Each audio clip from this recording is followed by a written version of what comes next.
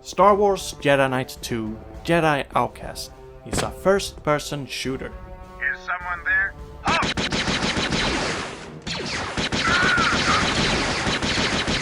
It is also a third-person Jedi simulator. If you only knew the power.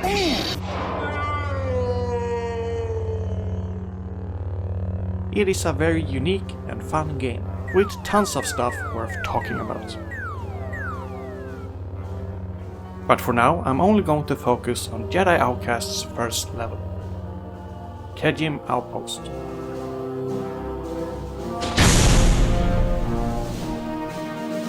Because it has very interesting methods of teaching the player the game's rules. I think it deserves to be analyzed just as much as other great intuitive game tutorials. So let's play through the first level, and every time the game teaches something, I am going to grade it on how well I think it was taught.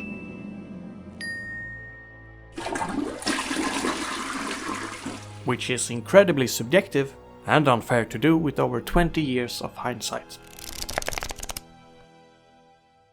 What can you do?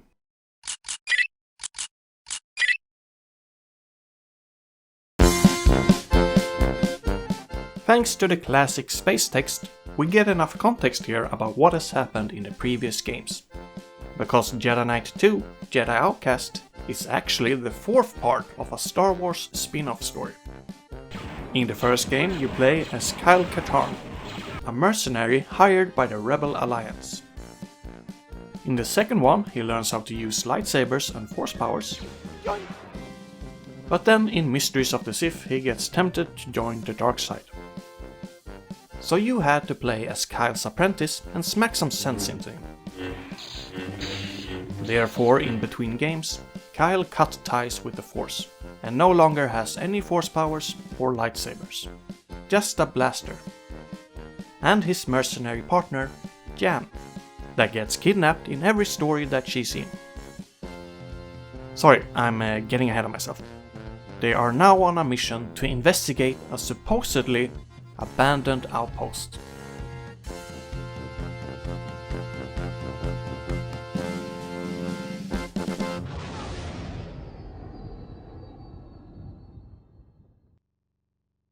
Shh, I think I saw someone.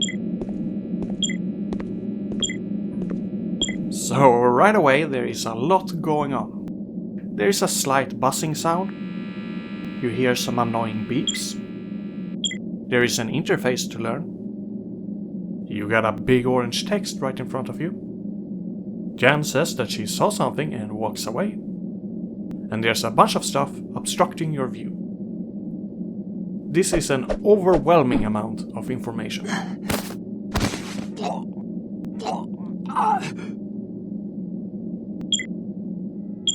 The text, however, lets us know that the datapad has been updated. And that's where you can find your objectives, items, and so on. Every time it updates, it both beeps and shows this text. So I guess the goal is to annoy you enough so you look up what you're supposed to do. But nothing really tells us how to bring up the datapad.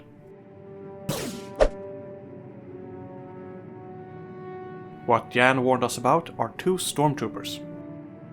After waiting a little bit, they will begin a conversation. This is my last day on this ship. Oh yeah, where you moving? That way we are aware of them, even if something else has grabbed our attention.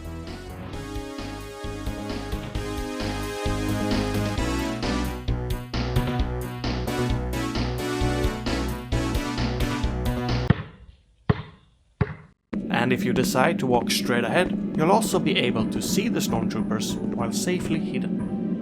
So the obstructions actually end up working in our favor.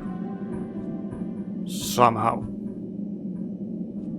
So while they're standing around looking the other way, we have all the time in the world to explore our own little comfort zone.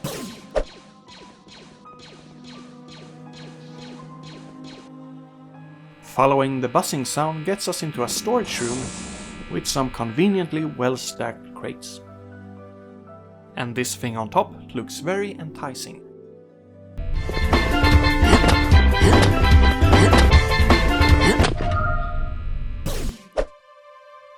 This would be a great introduction to jumping, but since the whole room is optional, we can actually finish the entire level without ever having to jump. This is a secret area where we could get our very first Bacta canister, which is a healing item that you can use on demand.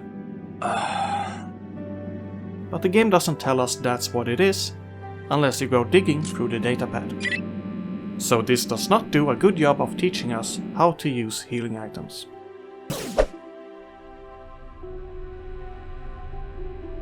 The buzzing sound that led us here, by the way, came from these two mines. It's nice that they draw attention to the room, but since you hear them right at the start, they add to that whole disorienting beginning. And these mines are so obvious that no one would ever run into them. Although, much later, this game will betray that trust. Pretty tricky. These specific ones are bad. But you should see the mines from the previous games, like Jedi Knight, where they can also be very hidden. And Mysteries of the Sith have the worst ones by far. They are in a symmetrical hallway with 2 elevators.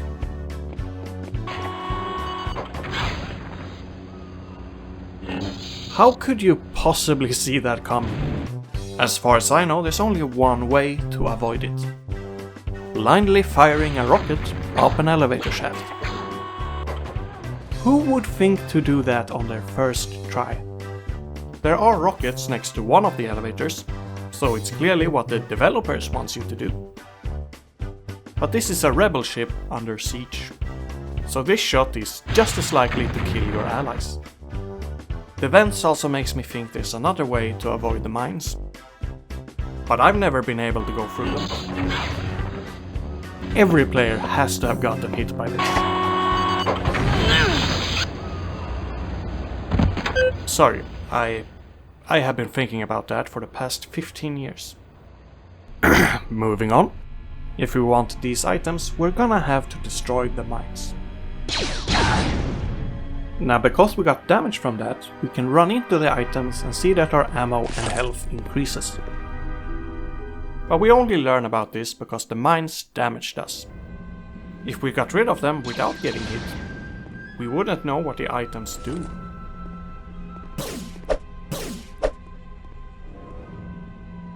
Anyway, let's start murdering people.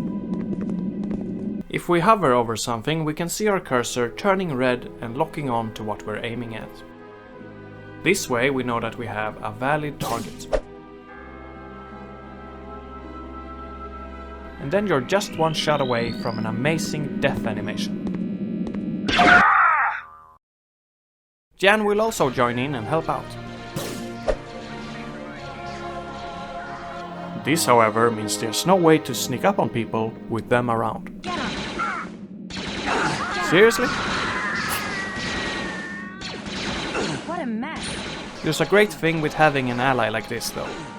If a new player that doesn't know that they can shoot sees a friend use a weapon and shoot, they might take a closer look at their own weapon.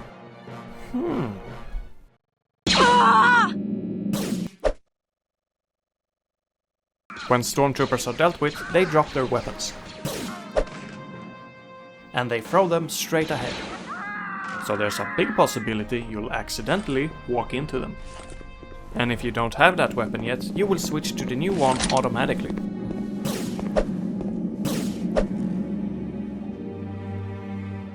And when you try to fire the new rifle, you might notice it's kinda slow.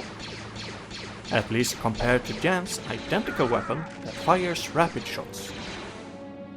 So the logical thing to do is press every single button on the keyboard until you find a second fire key.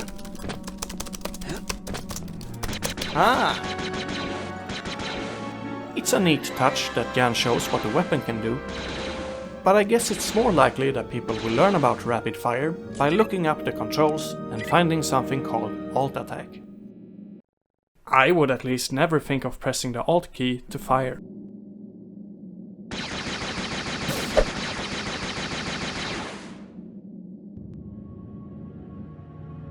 From here, some lamp posts are visible, so there's clearly something around the corner. The shape of the platform also guides us there. And if this was any other game, they'd probably put in a railing to lead players even more. However, this is Star Wars, and they don't really believe in those. Anyway, we clearly know where to go, so... Let's go! What was that? Is someone there? That voice line invites the idea that we should have been more quiet. But that Imperial officer hears us no matter how sneaky we are. So there's actually nothing we could have done differently. What was that? Is someone there? Continuing around the corner, we see a bunch of troopers hanging out. And my first instinct is to sneak up on the... This encounter is a lot more challenging than the other ones. There are stormtroopers both on the ground and high up at an elevation. There are also explosive crates everywhere, so that someone might hit them in combat.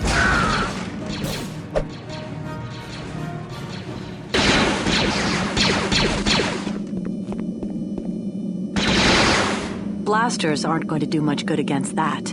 I'll see if I can find a way to get the door open. Wait here, Jan.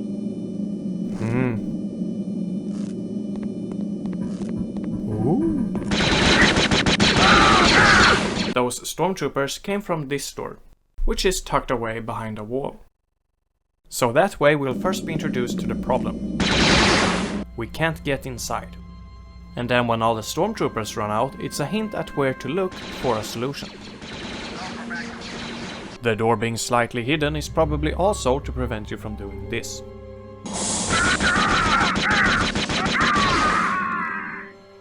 On the way to that door, there's also a possibility that you will see a satellite dish in the distance. Investigating that a bit further foreshadows a location that we'll get to visit later. Nice! If we try some sharpshooting from here, the stormtroopers get scared and deploy a Viper droid. They are slow, floating droids that take a lot of hits to go down.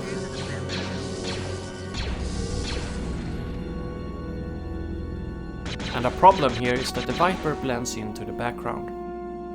So you can miss it pretty easily. And then it will probably catch you off guard later in the level.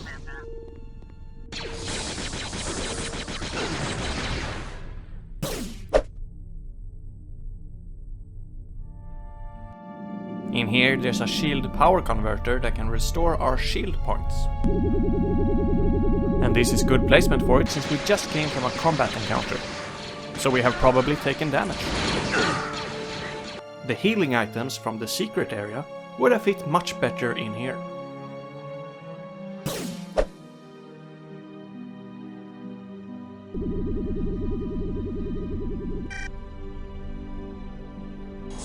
This Imperial officer drops a supply key when they die. And this is a tight space, so there's a big chance that players will walk into it. But even so, it is still possible to miss it.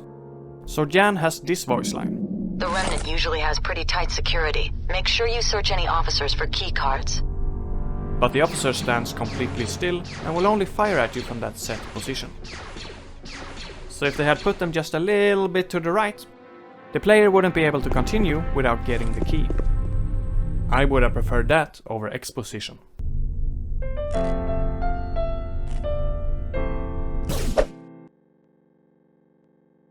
The only way we can go after this is into this small room with a flashing button on the wall. So you're most likely gonna try pressing it.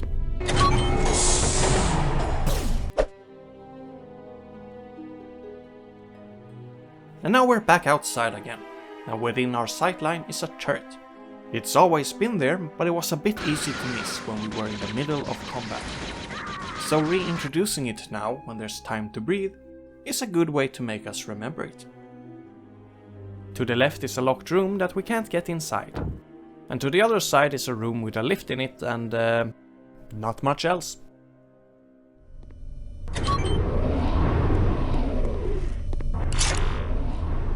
Perimeter defenses online. Did that do it? No, but you managed to get everyone's attention. I gotta say that so far we've had some great combat variation.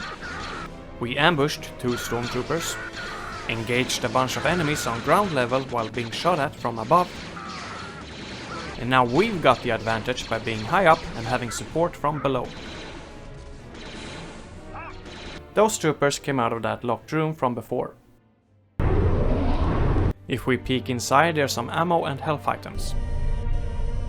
There's also a control panel that you can view camera feeds on. A lot of shooters around this time really like the camera feature.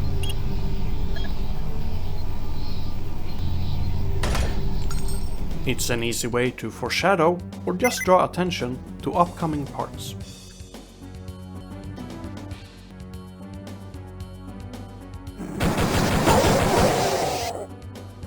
This tech looks a bit off in Star Wars though, especially since their recordings usually are holograms. And the camera angle itself doesn't really show us anything new. This also means that the troopers that were in here could see all their friends getting slaughtered. No problem here. And for some reason they decided to first run out when they're at the biggest disadvantage. Now that the turret is activated, we should head back. And I'm feeling very compelled to jump down. Oh. Well, at least we learned something. The elevator it is.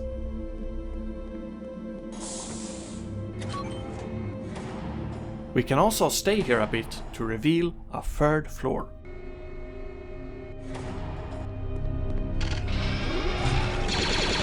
That's not a very forgiving introduction.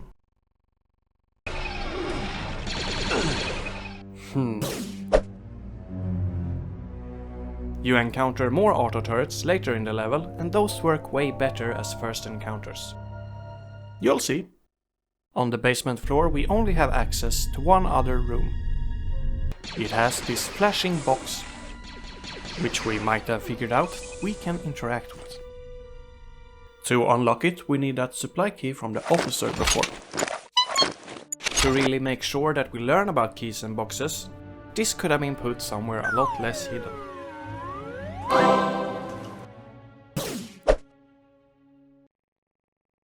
But was this optional area even worth it? If you don't get hit that much, it can be. But if you deal with the auto turrets, you will probably want to restock on ammo in the camera room. And since this elevator makes 3 stops, it takes forever to get there. So let's go use that turret instead.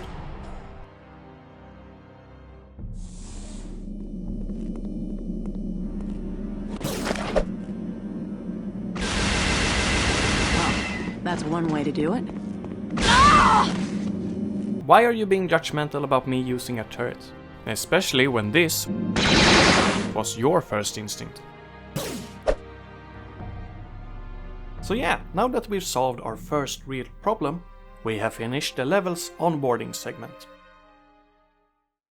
Games often introduce the first few basics in a safe, confined space, so players can focus on one thing at a time. Then the world opens up bit by bit with more advanced and challenging scenarios.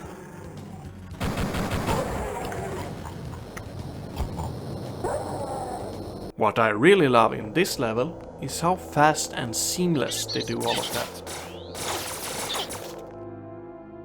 The actual playtime so far, without my yapping, can be around 5 minutes.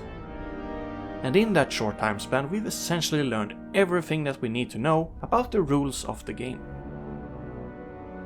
Well, except for force and saber combat, but there's a lot of game time left before that's relevant. Too much, one could argue. We still have a few more things to learn in the first level, but we know the essentials, so now it is more about utilizing what we have learned. So let's see how that goes. This elevator ride works as a place to decompress. and let suspense build as we delve deeper into the outpost. And even though we were super loud, we can still sneak up on a trooper.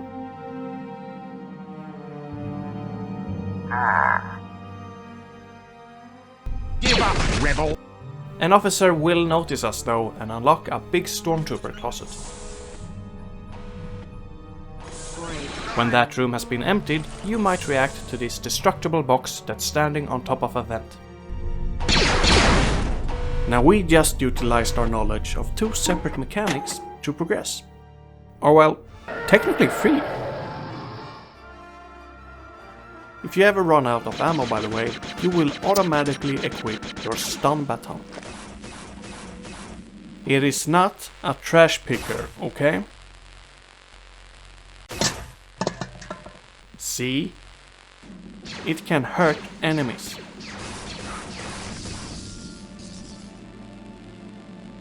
But it can't break destructible crates. So if there's no ammo left at this point, you can actually get softlocked here and have to restart. It's not very likely to happen, but it could. There are also some easy to miss thermal detonators behind some crates. Kyle doesn't automatically switch to those like he does other weapons. I guess because that could easily end up like this.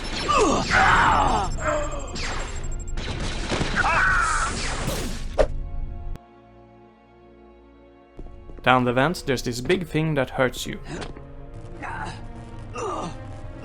Shooting it hurts you even more.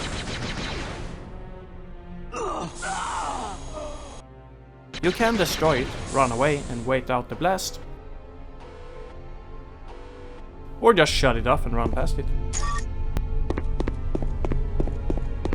I have so many questions about this area. Why does it exist? What is this machine? Why is there a lift to a closed off storage space? Why does that area need a vent? Did this machine supply air conditioning? And I am so scarred by vents. Because Mysteries of the Sith had multiple levels where you had to find one to progress.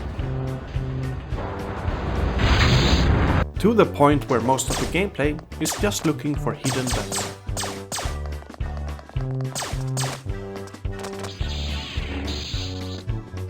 This one took me over an hour to find.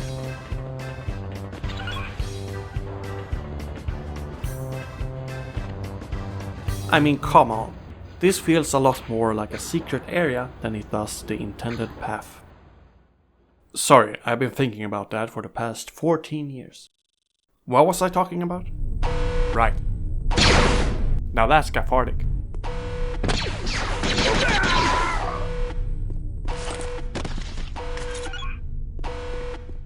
We are now on the other side of the corridor from before, so we have gotten back to an earlier point of the level. This is known as a level loop. They can be used as shortcuts, so players don't have to go through areas they've already been to.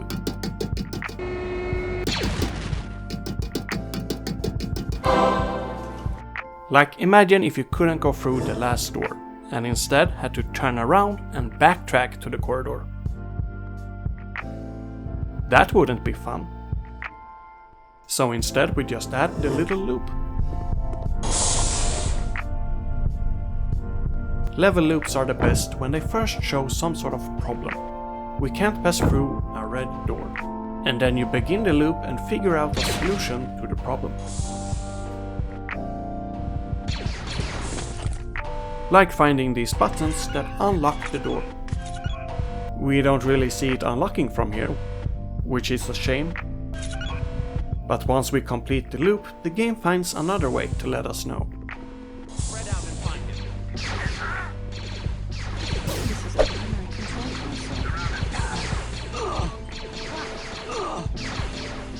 The buttons have unlocked a lot more areas for us to explore. It can get disorienting real fast.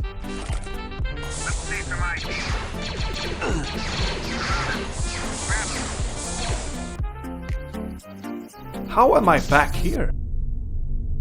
The layout is confusing. So there are these 2 corridors. They lead into big and similar looking areas. There are plenty of shortcuts between them. Shortcuts are nice, but the more route options we have, the harder it is to create a mental map. And the halls are full of troopers to keep you on your toes. So you can get turned around a lot and forget where you came from. Taking away some of the doors could make these halls a lot less confusing. But it could also ruin the flow of the level by having too many dead ends. So we're gonna have to revisit this point later. After the doors are unlocked, Jan decides to stay behind and do some computer stuff. So now we are on our own. In one of the big rooms we can use a supply key. If we have one. This time we get light amplification goggles. Then you can read up on what that is in the datapad. Then you can try pressing every button on the keyboard again to activate them. Then you can give up and go check your keybinds instead. Maybe I would read the pad more if it had the keybinds in it. And you will need those goggles, by the way. Otherwise you have to wander this dark basement aimlessly. Okay. This is one of maybe 3 times that the goggles are useful in the entire game. So scrapping this feature entirely would have been the best option.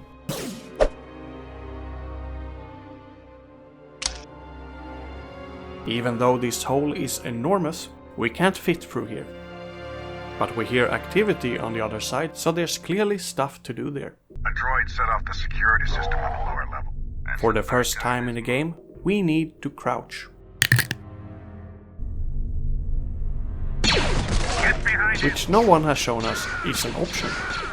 Jan or a stormtrooper could have crouched through some rubble or something to show that off. And that we had to mount a turret before having to crouch is kinda crazy. When we first got to the dark basement, Jan dropped some more exposition.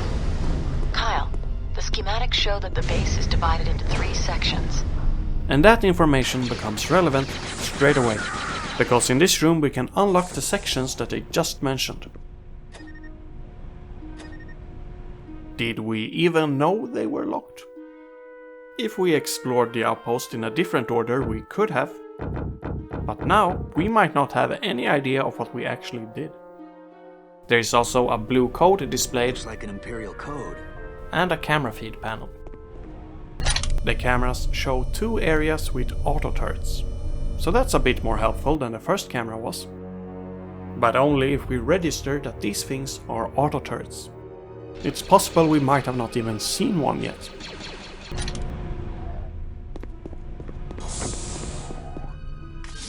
This staircase leads back to one of the corridors. If it was rounded a bit more, or if it had some guiding props, the stairs could have taken us straight to where we need to go. But now we are just as likely to go the wrong way and probably get lost again. But other than that, it's a great staircase. It's not bad at all. Unlike this one staircase I know. It's in Mysteries of the Sith. It's a spiral staircase, so to be able to walk up them, you have to stay at the rightmost side. Otherwise there's not enough space to place your feet. And when you're not in fear of hitting your kneecaps on the high steps, the ceiling might hit you in the head instead. Usually in first-person games there are invisible blocking volumes to create ramps. Otherwise the camera will hack at every step, and I get very nauseous. Spiral staircases can be especially hard to create these volumes for. And I doubt they tried here. Also, doors generally don't float. Sorry. 13 years I've been thinking about that. The corridor leads to this big and circular hub room, where the path branches off to different parts of the facility. Each one of these sections has a color assigned to them and a code that you can find. To complete the level, you need to put in the codes from each section into this thing. So we just found the blue code from the blue area. And since we just unlocked the other 2 areas, we can now pick what order to visit them in. So let's go green. And hey look, it's another auto turret again. But since we get to see it before it starts winding up, there's more time to react and deal with it. I would have liked some more covers or something that prevents me from falling down. But still, this is a lot better than being introduced to 2 at once while not knowing how they work. There are still 2 of them though.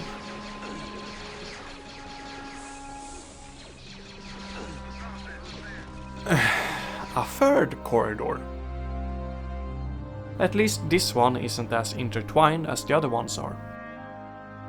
So it's easier to reach where you need to go. If we start blasting away in this room, we are gonna regret it.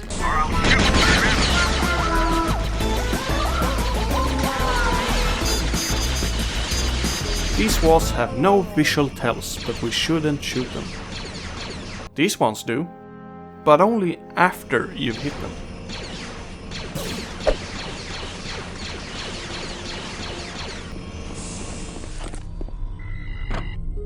Jan, I'm gonna need your help. There's an access terminal here, but it's encoded. I'm on my way. Sweet. Kyle, I'm pinned down. Get back here and give me a hand. Even if you have killed every enemy on the map, Jan will still run into some of them. So we have to run back to the blue part of the outpost and help her. But because there are now multiple confusing corridors to get through, getting to Jan before she gets shot down can actually be a bit of a challenge. So they pull the classic trick, spawn new enemies where the player needs to go.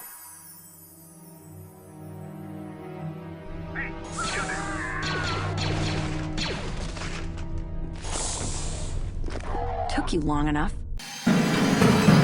You should run. Then you have to escort Jan all the way back to the control panel.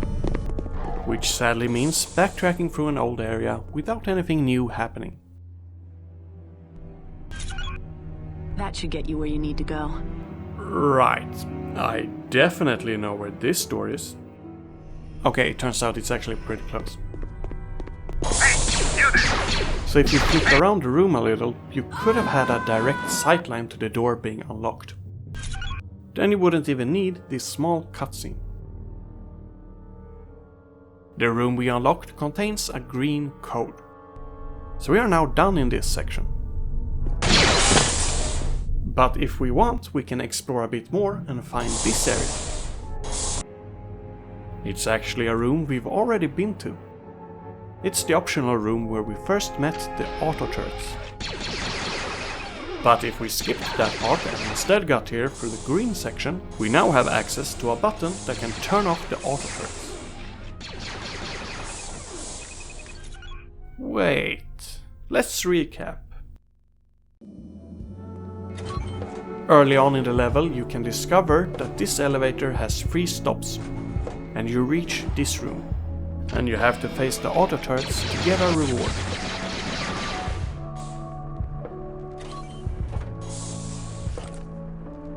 If you don't discover that the lift has 3 stops, then you get to this corridor later in the level and you can get the same reward without fighting the turrets. Or even having explored that well. So we technically get punished for putting in more effort. So that's a big level design no-no. Anyway, let's head back to the hub area with our new code. But before we can even put in the codes that we are collecting, this machine needs power. And the controls for that are reached from the red section. Hey, you see how the angle of the stairs guides us to the left? That's pretty neat. Up here there are 2 buttons we have to press, and we see them both right away from the same angle.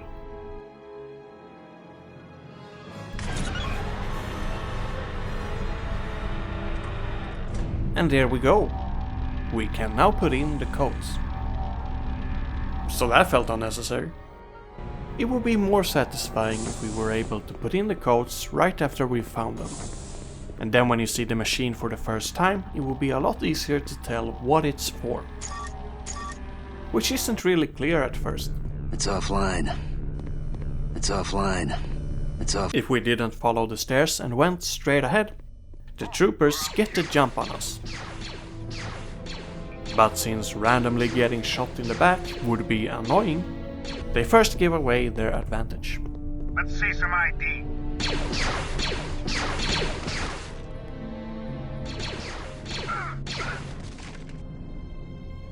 This area also has the blast repellent pillars. But by having them here too, it makes the ones in the green area stand out less. And here are 2 more supply boxes. I guess they're here just in case we miss the other boxes, so we learn that they can be unlocked.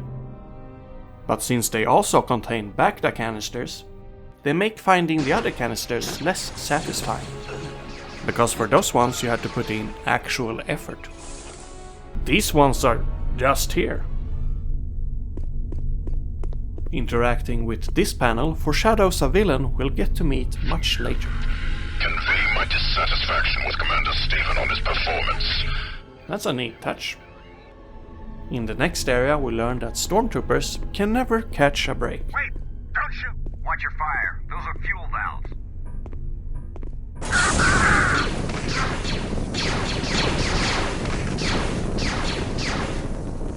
And hey, do you recognize this area? Okay, well it was foreshadowed earlier. Taking one step onto the bridge creates a point of no return. So now we can only go forward. And this kinda suggests we should do that as soon as possible.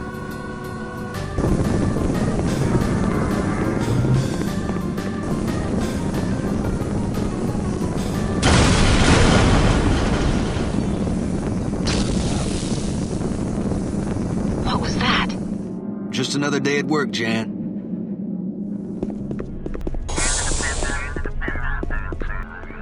This area looks like a droid maintenance or deployment room, which feels like a weird thing to build 2 separate bridges to.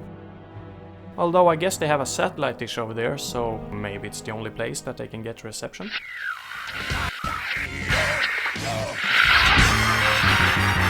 Stop now! If we didn't scare off any stormtroopers earlier in the level, this would be our very first encounter with Viper droids. And 3 at once feels a bit mean. At least they take forever to realize what's going on. There's also an ammo power converter in here. It replenishes a little bit of every weapon's ammo. And since the droids can take so many hits, this is a pretty good place for it.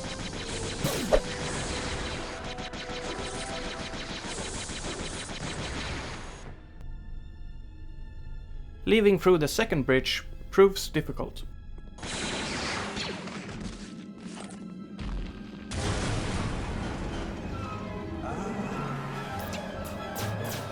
So we have to traverse its roof. On the other side of the bridge is the level's most difficult fight in my opinion. Because in here are some of the only stormtroopers who have figured out where the alternate fire key is. The final code is in there. And we get back to the start of the red area, which is pretty close to where we need to use the code. So this has been another short but sweet level loop. With plenty of good scene variation as well. So all that remains is inserting the 3 codes into the machine.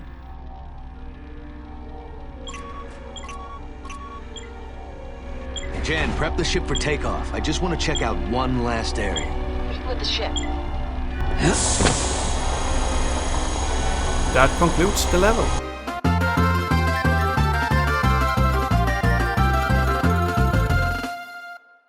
For finishing, we get rewarded with some stats. Well, if the game loaded a little slower, we could have seen our stats. The list of teaching moments is now complete. Before we look at that though, I wanna mention a few things from the second level. It starts off as such a fun contrast to the first level's beginning. Fire! The training wheels are clearly off. At another point in that level, you have to destroy a button by shooting a destructible crate next to it. And that extends a bridge. No way that could have backfired. This had me thinking a little bit about another game. It's called Mysteries of the Sith. It has you destroying a button by shooting a destructible crate too. Controls have been blasted. But you also have to shoot buttons directly in that game. This is exactly what I needed. And then later in the same game there are identical buttons that you can't shoot, which ruins the continuity that the game has set. How would you know what button you can or cannot shoot?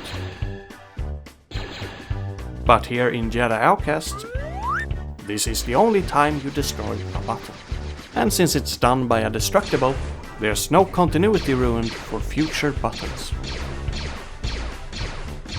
Sorry, I have spent 12 years thinking about that. Here is everything we learned from the first level of Jedi Outcast. It's quite a lot. Since the lightsaber gameplay is so unique, I'm guessing they wanted you to learn the more usual gameplay mechanics first and quickly. Because the first outdoors area teaches so much so fast. And I love that there are no prompts or stopping the player's momentum. Hey! Listen! I am playing and having fun, which is the biggest hurdle of any tutorial. Teaching while still being fun and engaging.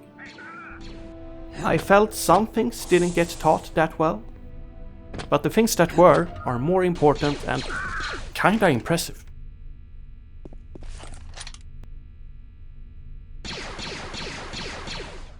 The outpost itself didn't teach as much, but Jan leaves you to investigate most of it by yourself. So it's where the game comes into its own rhythm. And the free sections have their own unique gameplay beats. The blue area is some sort of storage section with a dark maze. The green area has a data place thing with an escort mission. And the red section is a communications and maintenance area, where you have to navigate around environmental dangers.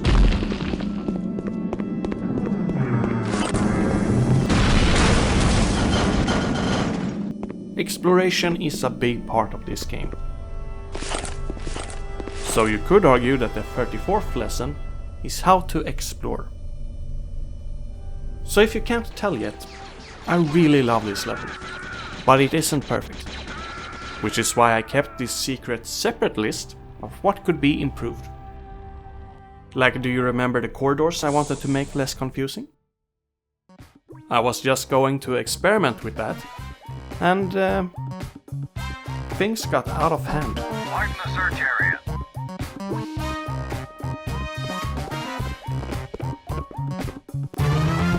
Yeah, this video might need a second part. But hey, thank you for watching.